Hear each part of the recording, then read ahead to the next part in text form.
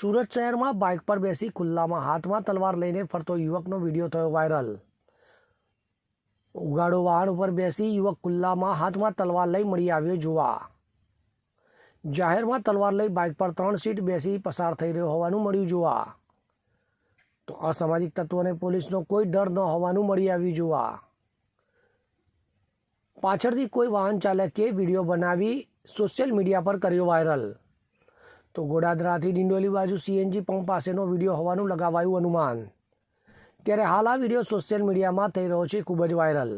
હવે જુઓ દેશ દુનિયાની તમામ ખબરો તમારી આંગળીના ટેરવે।